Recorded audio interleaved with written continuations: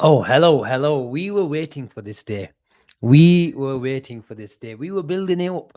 We were talking about it. Liverpool are waiting for the right time to pounce. Um, and here we are. Here we are. It all came about around about 2, 3 hours ago.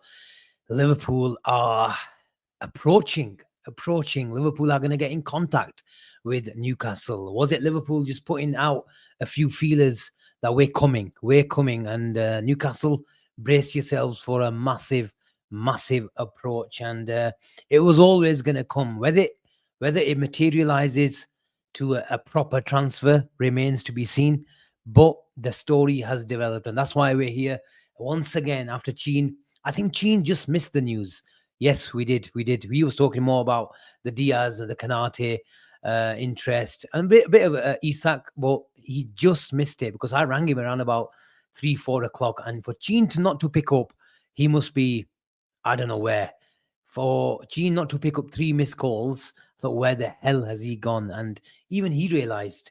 He said, if Asim calls me 3 times, something has happened. And but I'm just gonna tell you guys what happened last night. I'm not gonna sit here and say we knew about it or anything like that, but we did get some whispers, and we put those feelers out to the right people to do their checks. The not right people, but a few people who are on the ultra group will tell you that they got a few screenshots last night as well, just after the the show finished, and there was some whispers about Liverpool are going to go for an approach, a verbal conversation with Newcastle. This is the type of terminology that was coming out. I was very, very tempted to tweet something last night, but they just got a few really, really bad hints on the WhatsApp group, which nobody got apart from Jake. Actually, Jake replied to a really bad emoji. He said Isak feelings, but here we are with Isak feelings, Isak inklings. Unks is in the house. I have to stop and address Unks because he's blood and he's one of our own as well. Big Itza from Luton. He says, Assalamu alaikum, people. Good to see him. It's around about, he's enjoying mangoes in Pakistan at the moment, around about 10, 11 o'clock. Shahid Bhai, who's probably also enjoying mangoes in Lahore. He's working. He's got to make cash. I think he's on about Cheen there. So that's why we give him the daytime show, Shahid. He can make his money now. But glad to see you're in the house. We have a super chat. By the way, guys, there's already 3 minutes after the show started. There's nearly 350 of you in the house. Smash a like, subscribe to the channel, and head over to the BNR Ultra list as well, where exclusive content is coming your way very, very soon. The first super chat, just sending positive Isak vibes from Canada. Wow, we've got the whole world map watching us today. Thanks for doing an early show. No, big up to you, Nick. Um, we're here because of you guys. This channel is here because of you guys. The 363 people in the building is all down to you, and the moves and the small steps BNR continue to make is all down to the love and support that we have received from day one from all our listeners and watchers. Let's talk about Isak, because I was going to bring up a few of the tweets. Actually, let me just bring that up and then just let's go through a few so we exactly know we're all on the right page. There we are. It all started around about 5 hours ago. A major breaking news from the one and only Fabrizio Romano. Liverpool have approached Newcastle to tell them they will open negotiations for Alexander Isak. Then Josh goes on to say more bombs coming. And then we had one from David Ornstein. The big two came out with the big two bombers straight away. Major breaking news again. Liverpool have made an approach to sign Alexander Isak from Newcastle United. The Merseyside club say no formal offer has been submitted, as they are well aware of Newcastle's stance has always been that Isak is not for sale. However, they have communicated their interest to do a deal in the region of 120 million pounds. The Athletic went on to say Newcastle have long listed Isak is not for sale at any price. Well, that has always felt relying on Isak's own stance. The club have never expected him to push, but should he be attracted to the prospect of moving to Anfield, perhaps that changes now. An approach has been made. So there's a lot to break down here. Newcastle, I think Craig Hope. Let me just quickly. Zoom in. I apologize. I had the wrong setting on, guys. There we are. That should have been better. So apologies, but I did read it out, so I hope you heard it. Newcastle have long insisted Isak is not for sale. Now, Craig Hope later on, I think around about 5-6 o'clock, and said Isak's camp and Isak himself was quite disappointed that the negotiations of a new contract broke down. Why he was pissed off? Because Paul Mitchell, who I think is not there at the moment, he had the view of that Newcastle had him on the right wages, and there was no need to increase Isak with the length of 3-4 years left on his contract. It wasn't a desperate situation. When a player comes into their approaching 2 years left on their contract, that is generally the time that the club is making a decision on. And let's remember, they had to give Anthony Gordon a new contract as well. They signed Tonali, and then had him banned for a few. I think he got 8-9 months, didn't he? For more or less the rest of the season. So, they had PSR issues. That's what I'm trying to get at. So, were they in a position to offer Isak a new bumper contract, especially when you've got him tied down to 3-4 years at that point? It wasn't a priority for him, and understandably so. But when you're Alexander Isak and you're the best player at the club, and your camp is telling your player that you deserve more, and the player is to himself telling himself that he deserves more as well, and when those conversations break down, it can always leave a bit of a sour taste. And maybe now Isak has, with all due respect, outgrown Newcastle. Maybe because of the PSR issue. He's a player that he probably wants, and I don't doubt the fact that he's he has got a winning mentality. He probably wants the big trophies. He wants to be performing on the big nights in the Champions League, going for the biggest honors in the title race at the business end of the Premier League season. So here we are. But I think, personally speaking, this is just opinion. I think Eddie Howe and Newcastle as a club may have had some sort of initial talks with Isak and see and feel where his mind is at.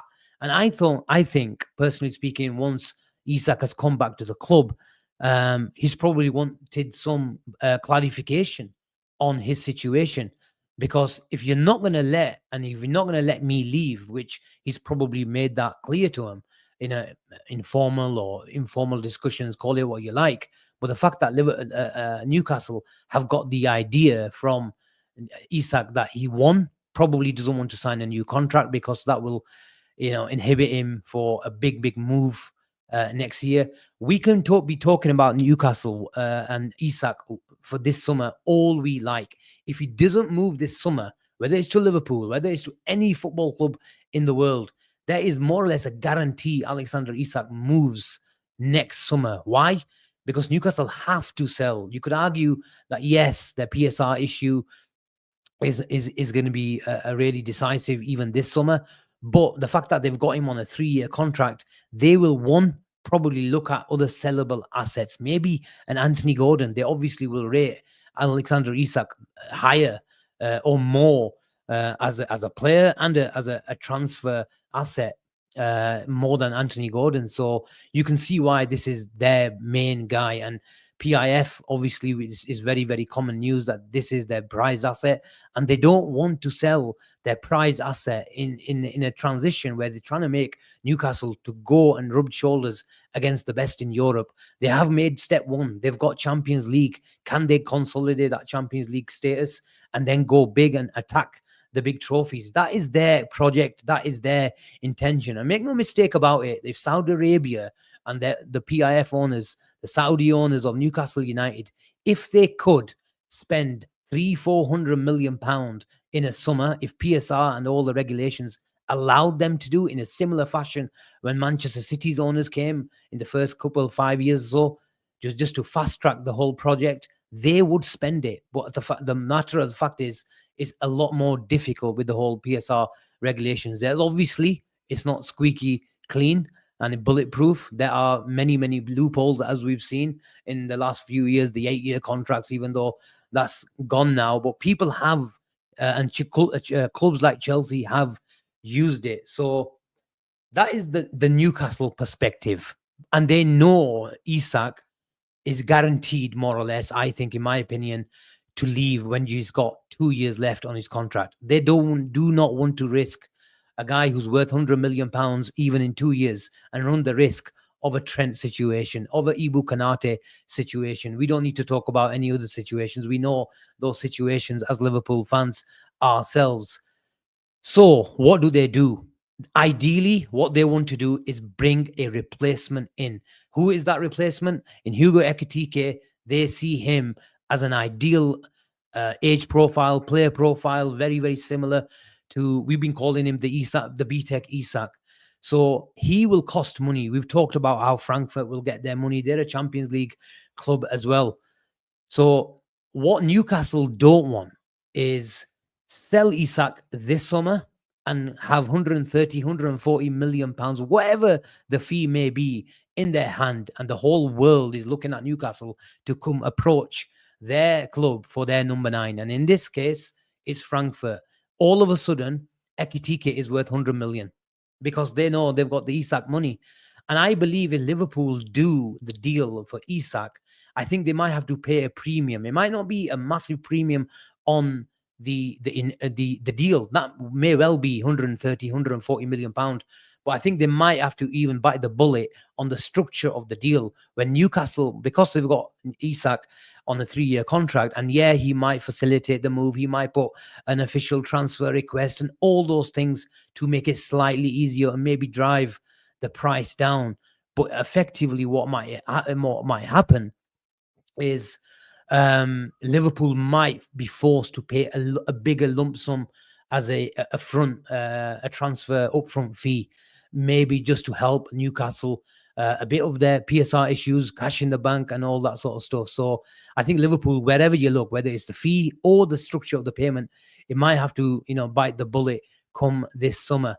So that's what Newcastle don't want to do. They don't want to put 150 million pound in their hand and then go shopping. The ideal situation for them is to get that money and get Ekitike to experience the Premier League and bed in and maybe get up to 10-15 goals and then take over the biggest mantle up north in replacing Alexander Isak at Newcastle United. That is the ideal situation, and Isak will know what his situation is in terms of the club. The club will know where his thoughts are right now. And I think, personally speaking, I think Isak in the last week or two has told Newcastle what his wish is and what his desire is to go and join join Liverpool. And Liverpool as a football club, I mentioned this on Twitter earlier. Let me just have a quick sip of my tea. Liverpool will not. There is a gameplay here. There is a gameplay. Liverpool flexing their muscles here. Maybe. Let me just get this down. StreamYard has updated in the last remove. There we are. Liverpool, Ekitike. Now, how do Liverpool flex their muscles in making sure that they get Isak? Is this Liverpool telling Newcastle that if you go and try to get Ekitike and you're not reasonable, because we know why you're getting Ekitike, why your interest has advanced in Ekitike, because Isak, for me, has told them, and 2, Liverpool have got the encouragement for making that approach to Newcastle. Liverpool will not go pick up the phone or knock on the door and all these terms that you can you may use. They will not do that without the permission of Alexander Isak, the encouragement. So we were talking about the Trent situation in January, where Real Madrid made a bid for around about 20 million pounds for Trent, and it was obvious. And the reason why people were giving Trent shit is Real Madrid do not make that move without Trent's consent. And it's exactly same situation here. What will I think happen is Liverpool won't disrespect, the club or the manager in Eddie Howe, because they do enjoy a really good relationship with the manager, and maybe in the hierarchy as well. So I don't think Liverpool will act really, really like thugs in the transfer market. They try to do and pride themselves to do things in the right way. So don't expect Liverpool to, take the piss. I think Liverpool, if they do get any encouragement from Newcastle in they want to talk, then they will make sure they sit down and they will give a really, really good offer. So that is the Newcastle perspective. What is the Liverpool perspective? And we were just touching on Liverpool will drive up the price because there is a game of chess, and both clubs are trying to call each other's bluff here. Liverpool do not want Newcastle to get that replacement for Alexander Isak if they like Ekitike themselves. They will have to have a contingency plan. And if that isn't Isak this summer, we do need a number 9. And we were talking about alternatives where Ekitike and the likes of Sesko might not move the needle as much as an Ekitike or Julian Alvarez will do. But who else is there? The number 9 market is not great, bar those two. Yeah, Osimhen is another name, but I think if Osimhen was a player that Liverpool liked, we would have had him by now. I'll be honest with you. So who else is there? There's a few projects. There's a few role players. Openda, more mentions, but I don't think Openda is a top striker, to use David Ornstein's term. So are they telling Newcastle, if you're not reasonable with the Isak situation, then even if we don't get Ekitike, even if we don't get him, the least that we're going to do is make you pay 10, 15, 20 million euros extra. And that will affect your financial situation. And that is Liverpool flexing their muscles. Liverpool are, even though we do need a couple of attackers, and this is the reason why maybe why we're keeping Diaz at the club, or we're really asking for a really big fee where we just simply can't say no to, is we're still in a sense of position of strength where we've still got Darwin Núñez at the club, we've still got Luis Diaz at the club, and we can still use Florian Wirtz across the front line. And if it doesn't happen, then Newcastle, even if we don't get Ekitike and Newcastle get Ekitike, they've paid 15, 20 million pound more for him. And then what happens is, if Isak is still there, then they'll just move away. May have to go for a contingency plan. Maybe that's why we're seeing links of Mateta, Mikatedze might come in. Luis Diaz might be a player that we just look at for the false 9, and we might just go and settle for someone like an Anthony Gordon who can play out wide. So Anthony Gordon and Cody Gakpo could be the wide options. Florian Wirtz, Chiesa down the middle. We saw him against Preston, and there's some talk, including an article piece from David Ornstein about Chiesa is looking for, or is seen to be, a player that we could use a lot more down the middle.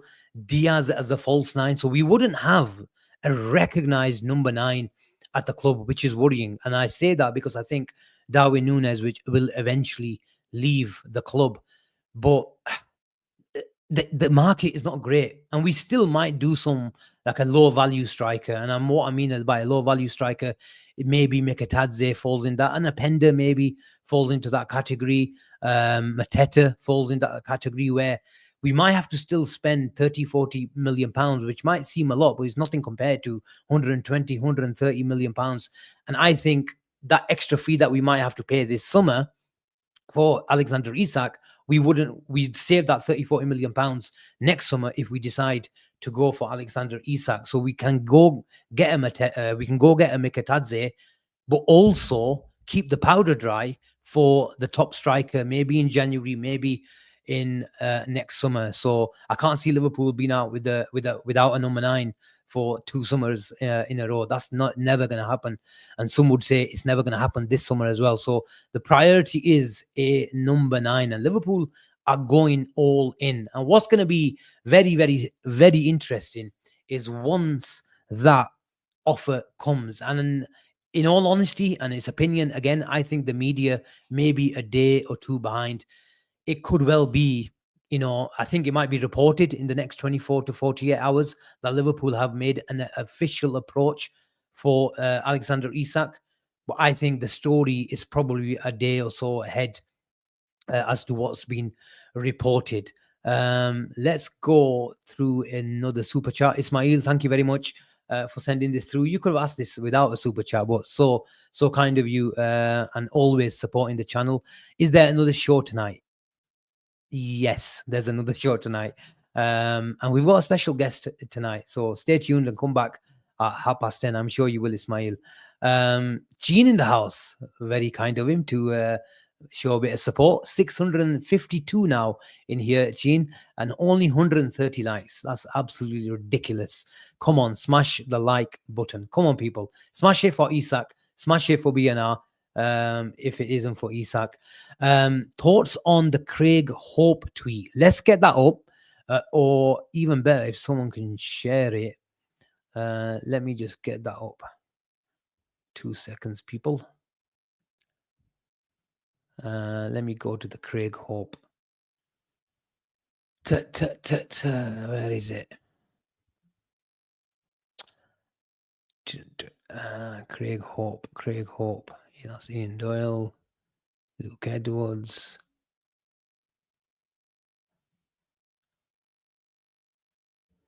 The Times, this might be it. No, that's Matt Hardy, isn't it? Since the meeting. I can't find it. We had this about 3 hours ago from Julien Laurent. And it's interesting because he doesn't come out with a lot of transfer news. I know the player's French as well, so he will obviously have some links close to the player. 3 hours ago, Julien Laurent said Liverpool have also been linked with Ekitike. However, it is understood that they're not convinced by the 23-year-old, with Newcastle set to up their offer to Frankfurt in the coming days. I found the Craig Hope one as well.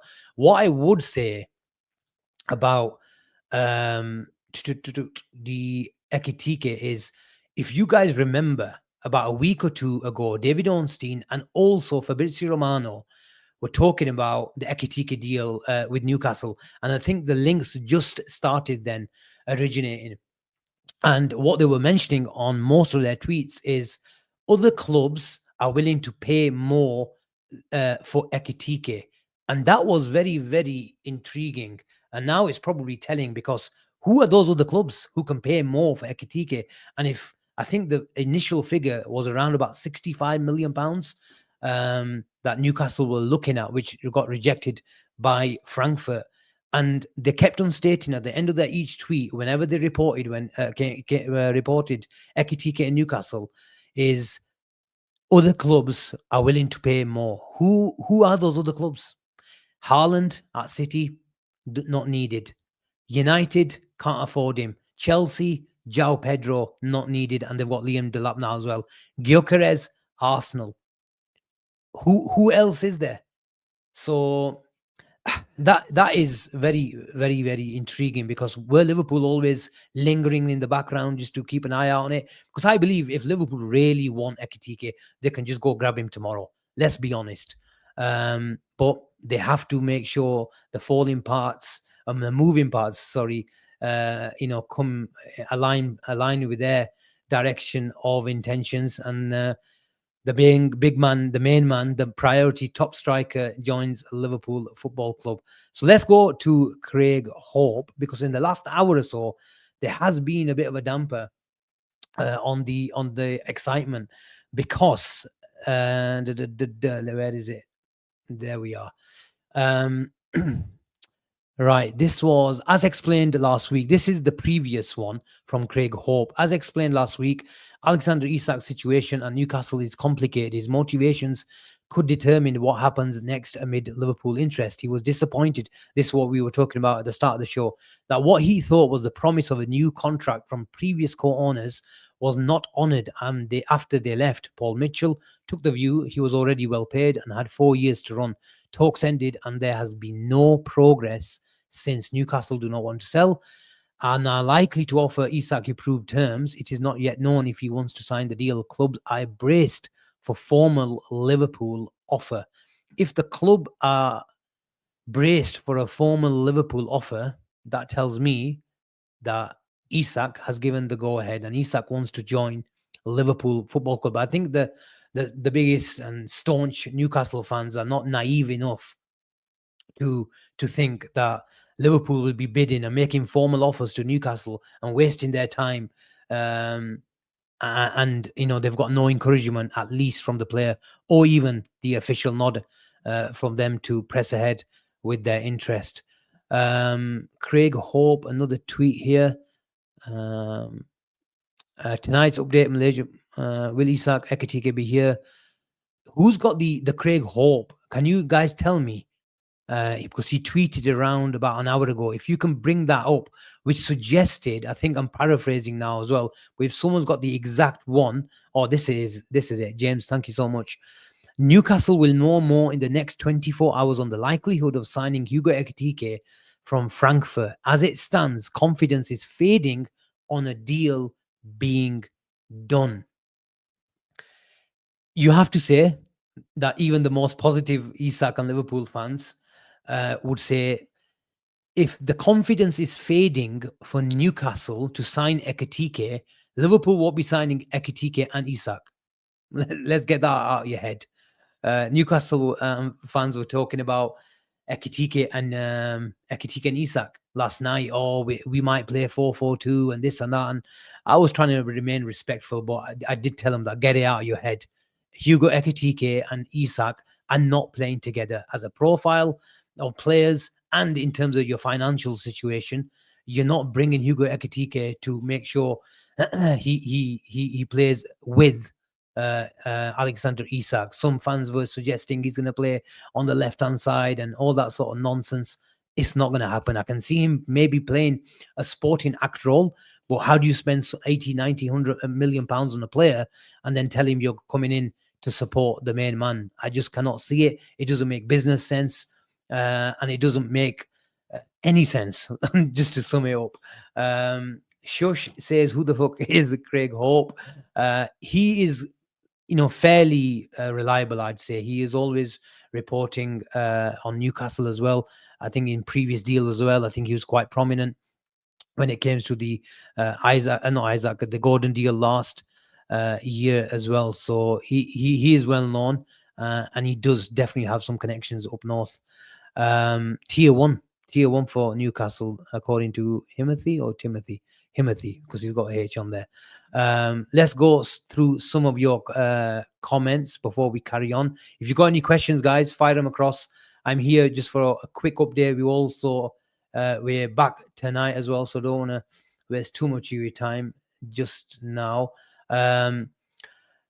Rodrigo, we'll talk about Rodrigo. Just sticking on Isak for the meantime. Asim, what will happen? I don't want to quash all the positivity. Am I 100% confident that Isak will be in a red shirt? No. Do I think that does he? But I'm also confident. I think it's 50-50. And I was chatting to a guy literally about half an hour before I came on the show, and I asked, because I knew you guys are going to be asking me, because I'm coming alone on the show and I can't get away with that question. And I don't want to avoid you that question as well. I think it's 50-50. And I'm not sitting on the fence here. Honestly, I'm not. And that's what I got told literally by a really, really good source as well. And this 24 to 48 hours is going to decide if Alexander Isak is going to be in a black and white shirt or a red shirt.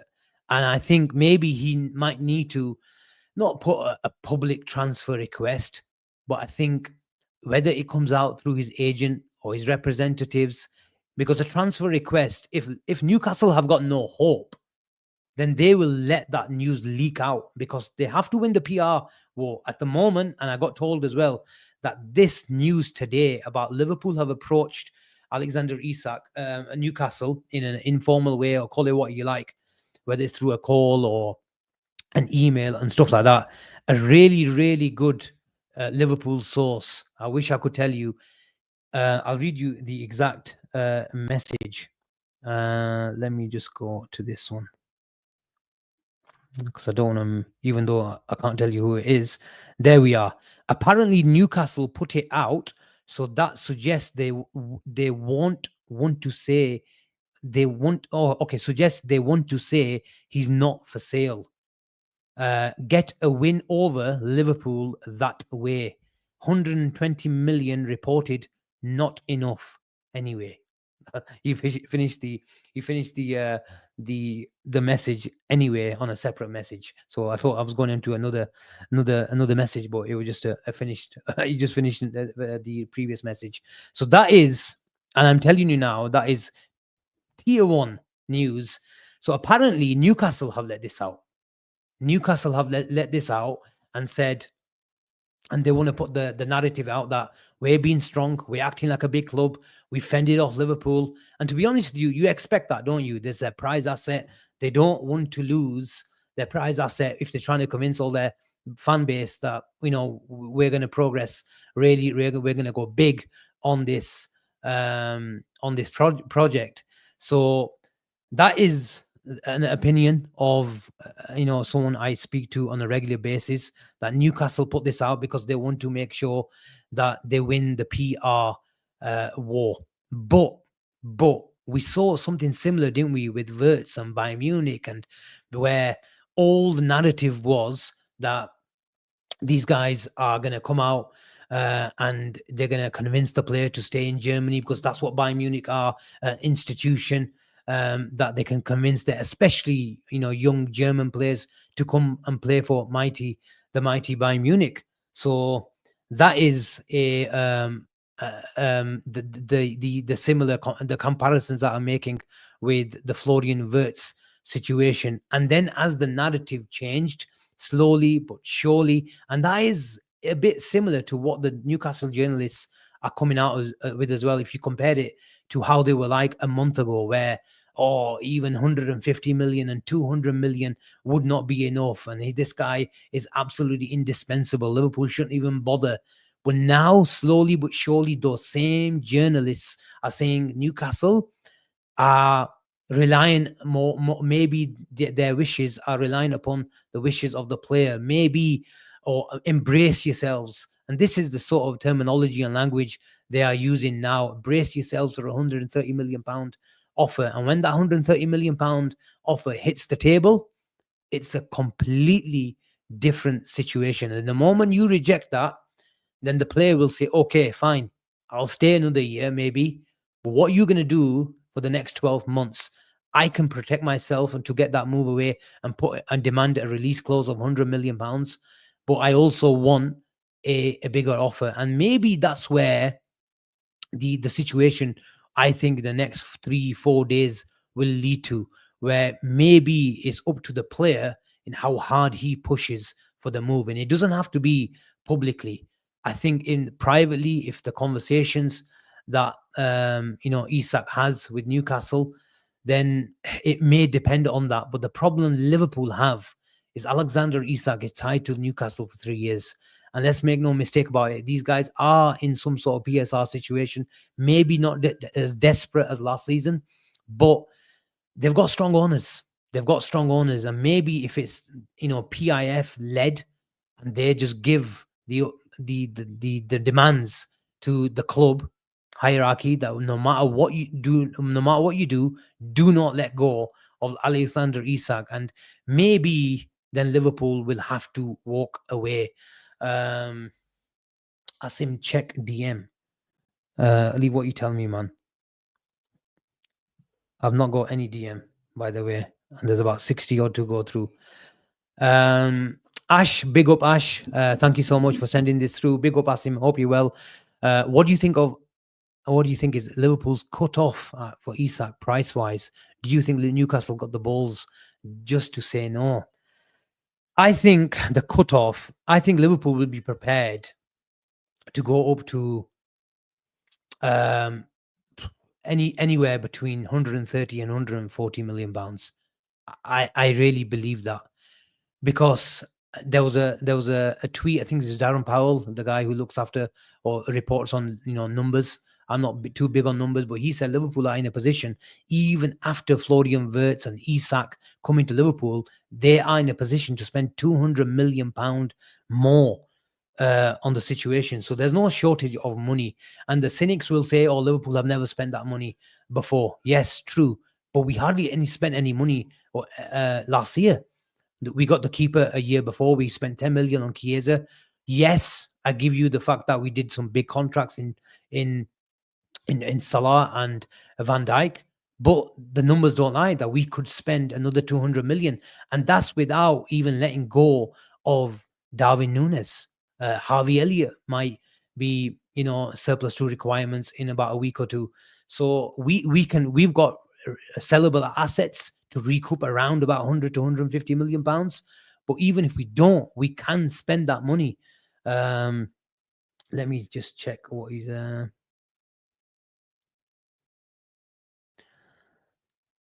Okay, this is just an account on Twitter saying, despite being told no, I'm absolutely positive that a massive bid comes in for Liverpool for Isak within 24 hours. Today was just a tremor before the earthquake. And we saw that.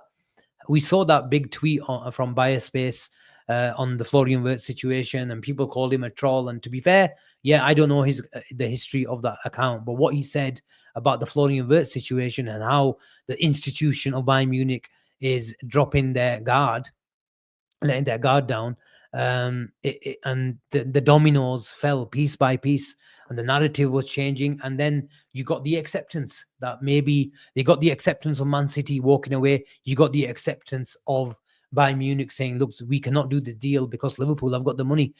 So that is the good thing about Liverpool not doing any business last year. And maybe it was planned. Maybe it was a bit just we take their comments at face value, where Liverpool just wanted, and the new manager wanted, to assess the squad. And I think there was a large extent, it was due to that to a large extent. But I think they also knew that they've got three big contracts to sort out. They sorted two, they let one go reluctantly to Real Madrid, and they also needed to replenish the squad. And that is the benefit of really striking at the right time. And Liverpool will pounce, and they have made sure. And when the players like Van Dijk and Mohamed Salah and a few others were talking about big summer, now we exactly know what they meant by a big summer. Amit is asking, Asim, is it done? It's nowhere near done, Amit. Unfortunately, I think it is. We're in a situation where it's 50-50. I really believe that. I don't think it's completely. If Liverpool didn't have the encouragement from the player and a chance, we won't just be going there. We won't be wasting time. Simple. Is the Craig Hope tweet, who does get really good news, and some people in the chat have called him tier one for Newcastle. Is it a bit concerning, and does it actually, sort of point towards the fact that Newcastle are moved away from Ekitike because, defended off Liverpool when it comes to Isak?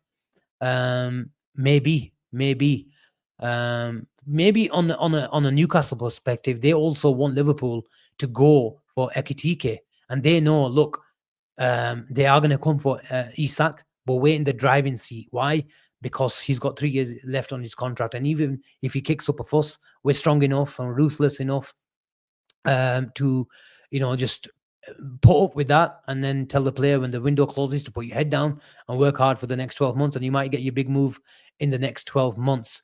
But also at the time, if you go for Ekitike in the Newcastle's perspective, it's also putting pressure on Liverpool, thinking, how confident are you in getting Isak?